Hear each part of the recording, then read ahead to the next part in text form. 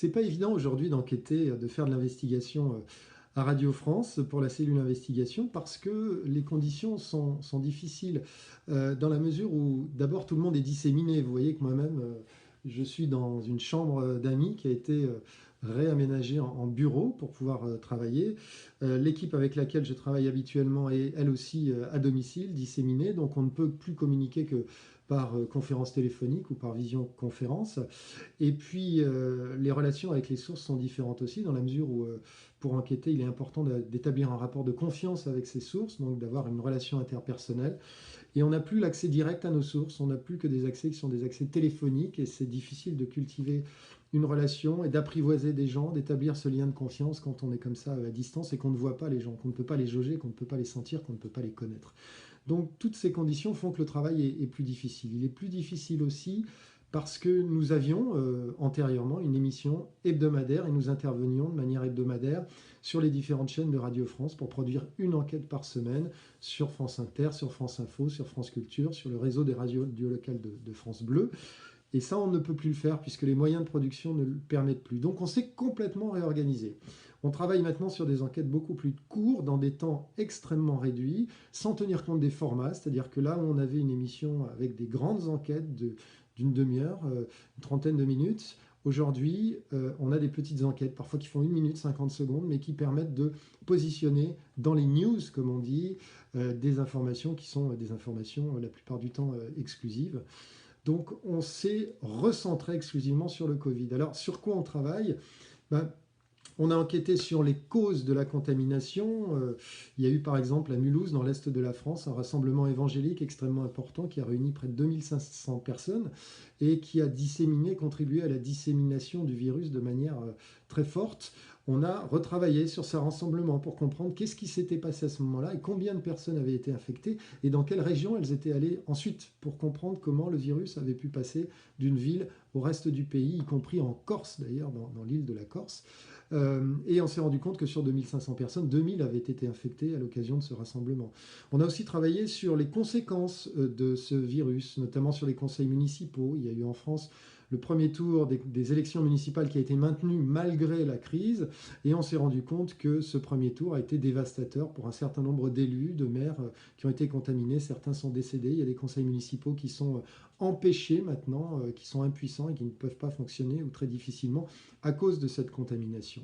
Et puis on a travaillé aussi sur ce que font la plupart d'entre vous, c'est-à-dire les lacunes, ce que ça révèle de nos manques, notamment la question des masques. Pourquoi est-ce qu'en France on avait des stocks de masques très importants? Pourquoi on les a laissés se réduire?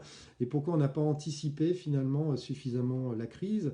Dans quelles conditions on a aussi abandonné une industrie de production de nos masques? On a travaillé là-dessus, on a travaillé sur les respirateurs aussi. On a par exemple sorti cette information qui montre que 8500 respirateurs qui sont construits dans l'urgence en France sont en fait des respirateurs d'un modèle qui ne pourra pas être utilisé contre le Covid-19. Voilà le genre d'informations sur lesquelles nous avons travaillé. Nous avons travaillé aussi sur l'origine de la crise qui vient de Chine, on le sait, mais il y a un laboratoire à Wuhan, le P4, qui a été un peu... sur lequel on a beaucoup fantasmé. Nous avons enquêté sur ce laboratoire dont on s'est rendu compte qu'en fait il avait un peu été conçu par les Français dans la mesure où la France a collaboré à sa création pour qu'ensuite les Chinois finalement reprennent la maîtrise et éloignent les Français qui n'ont plus de droit de regard sur ce qui se passe là-bas. Donc nous avons également travaillé là-dessus. Donc toutes sortes de sujets sur lesquels nous tentons de continuer d'enquêter en allant peut-être moins en profondeur, en prenant peut-être moins de temps, mais en essayant d'être le plus utile que nous puissions pour notre groupe, donc Radio France.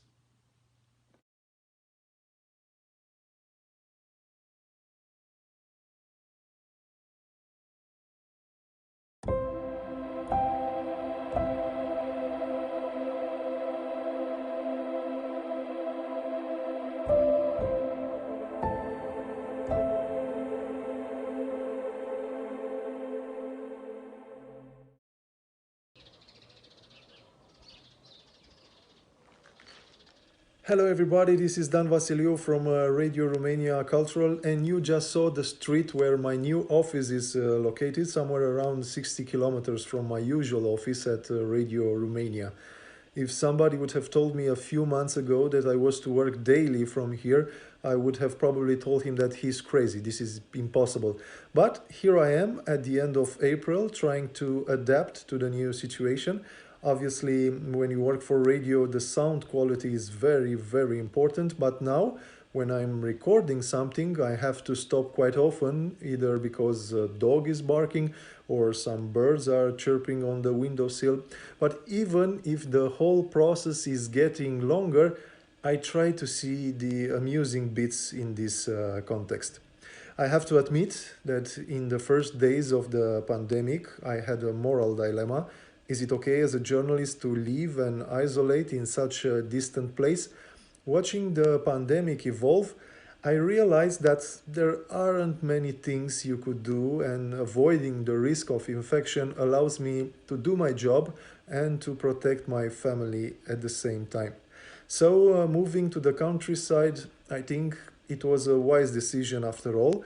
From here, I can contribute and I can help my other colleagues at Radio Romania Cultural. Our programs have been adapted accordingly. So now we have constant updates of the situation in the entire world, focusing obviously on Romania.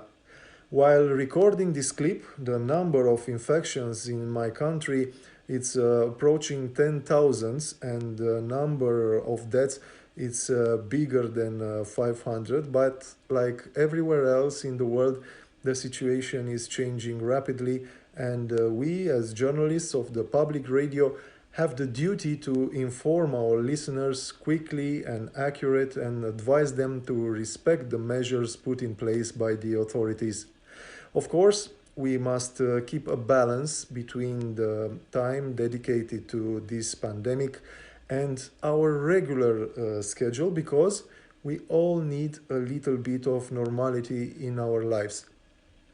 My radio, being one focused on culture, increased the number of radio plays broadcasted. We are airing a lot of classical concerts and audiobooks read by some of the best known actors in the country.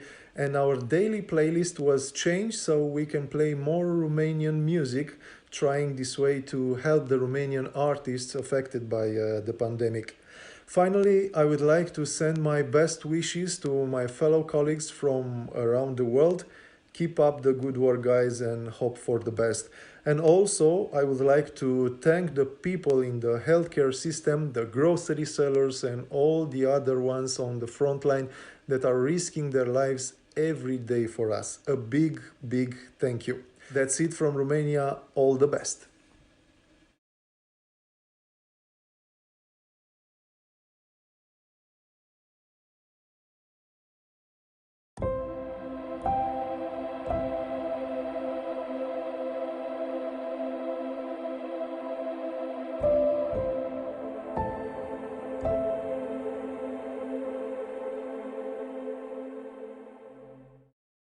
Hello, my name is Jovana Krstic. I'm a journalist of Radio Television of Vojvodina. It's a regional public service media. The first case of coronavirus in Serbia officially was recorded on March 6th, and 10 days after that, our government declared a state of emergency. What does it mean? It means that all our borders are closed. Everything is closed except groceries and pharmacies. Even parks, all open spaces are closed, and even outdoor gatherings are limited. Our officials call people to stay at home, but unfortunately, me and my colleagues, as a journalist, we can't stay at home, and this is my working place. Usually, here are many people, but these days the number of those who produce the program is reduced. We're trying to avoid crowds here in the building. And we have some special measures. As you can see, we're wearing rubber gloves, masks, and working in those extraordinary conditions take an extraordinary effort. As a journalist, I'm dealing with world topics, world policy, and I'm covering coronavirus crisis since it has begun in the Chinese town of Wuhan. And from day to day, I just have more and more work to do, and covering a pandemic and keeping up with the relevant information in news every day. It's a pretty stressful. You know, talking about all those deaths, victims, affected people, crisis. It's pretty stressful, but I hope it won't last too long, and we won't have to get used to it. And honestly, I'm dreaming about the day when I won't have to mention the word coronavirus in any of my reports.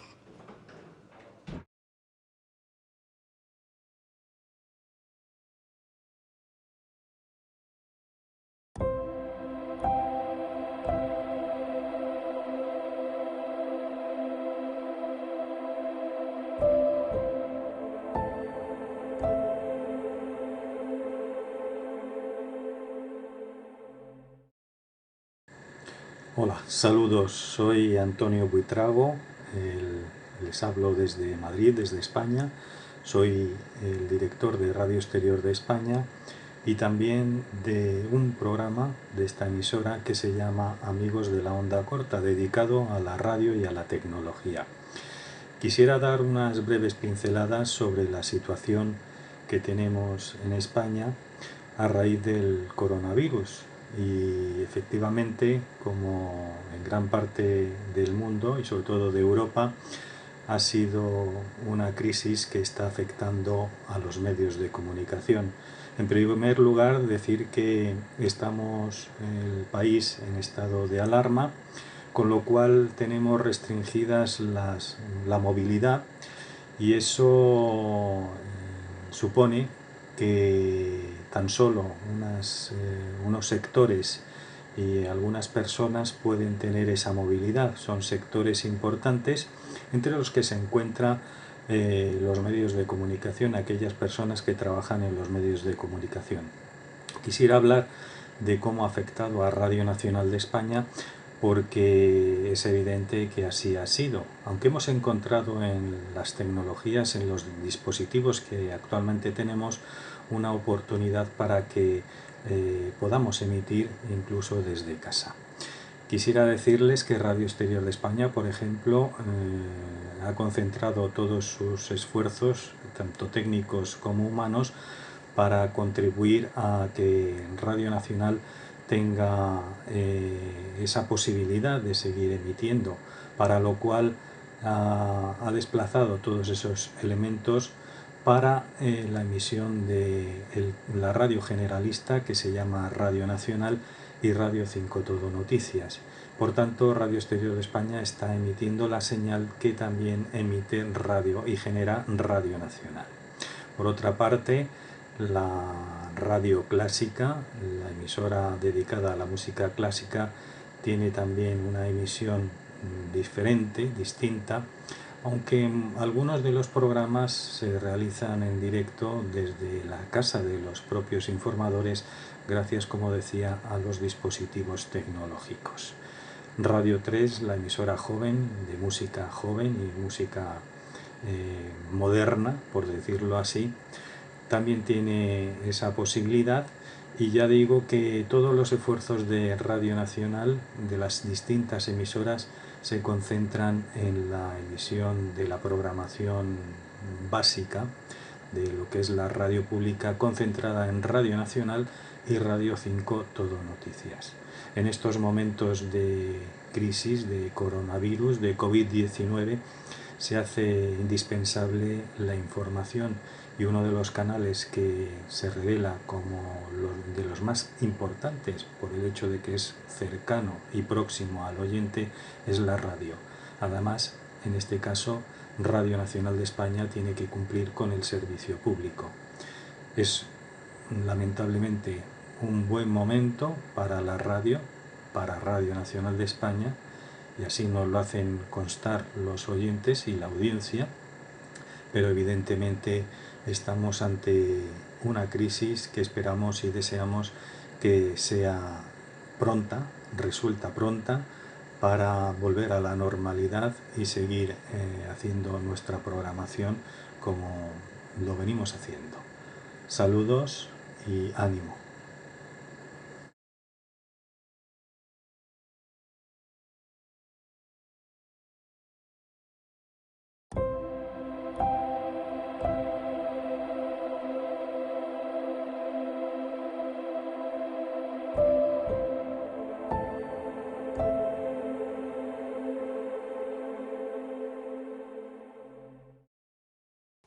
Anche da noi la situazione è abbastanza complicata. Il coronavirus è entrato prepotentemente nelle nostre vite a fine febbraio, essendo il Canton Ticino proprio al confine con la Lombardia, la regione italiana più colpita dal virus. Abbiamo quasi da subito adottato delle misure drastiche qui nel cantone. A metà marzo abbiamo chiuso tutto, abbiamo lasciato aperto solo i supermercati e le farmacie, e dopo qualche altro giorno anche il resto del paese ci ha seguito adottando più o meno le stesse misure. Noi siamo stati un pochino più restrittivi per quanto riguarda gli anziani. Fino a questa settimana gli over 65 non potevano recarsi al supermercato. Abbiamo da subito chiuso le case per anziani perché chiaramente dovevamo tutelare le persone più fragili e più esposte a questo virus, e nonostante queste misure registriamo la metà dei decessi proprio in questi istituti. Ad oggi i morti nel Canton Ticino sono 263 per oltre 2.900 contagiati, e a livello svizzero siamo a oltre 26.000 contagiati e quasi 1.000 morti, una delle più alte incidenze d'Europa. Per quanto riguarda il mio lavoro, io lavoro al web informazione della RSI, e quasi da subito ho lavorato da casa. L'azienda, ancora prima che scoppiasse la pandemia, si era organizzata per avere dei portatili al posto dei computer fissi in redazione. E quindi noi avevamo già dotati di questi portatili, con all'interno tutti i programmi che utilizziamo solitamente in redazione, queste cuffiette col microfono con le quali adesso noi possiamo fare le interviste via Skype e sentirci per le riunioni redazionali. A livello invece di redazione, di produzione, puntiamo molto sull'e-ticker, lo apriamo alle 7 del mattino, una pagina che apriamo alle 7 del mattino e aggiorniamo fino a mezzanotte. Inoltre seguiamo le dirette delle conferenze stampa che avvengono qua a Bellinzona e quelle a Berna, e siamo molto presenti su Facebook perché qui gli utenti ci fanno moltissime domande, e in questo caso noi veramente facciamo servizio pubblico cercando di dare risposte il più possibile a tutte le persone che ci pongono domande. Inoltre, siccome lo sport in questo periodo è un po' fermo, alcuni redattori dello sport sono venuti a darci un aiuto per seguire tutto ciò che sta avvenendo attorno al coronavirus. Chiaramente non tutti i turni si possono fare da casa, ci sono dei turni in cui si deve tornare in redazione, come il capo edizione o non so, il presentatore del telegiornale. Anche in questo caso l'azienda si è organizzata, ha predisposto delle scrivanie dove ci si può stare distanti almeno 2 metri, abbiamo a disposizione gel igienizzanti, mascherine, c'è sempre qualcuno che viene a pulire le nostre postazioni, e quindi siamo abbastanza al sicuro. Nella nostra azienda si sono registrati più o meno una quindicina di casi di coronavirus. Quindi io lavoro da casa, anche perché abbiamo una bambina piccola e da diverse settimane l'asilo nido è chiuso, e quindi dobbiamo lavorare e accudire la bambina, anche perché i nonni non possono vederla e li vediamo unicamente dalla finestra, li osserviamo da lontano.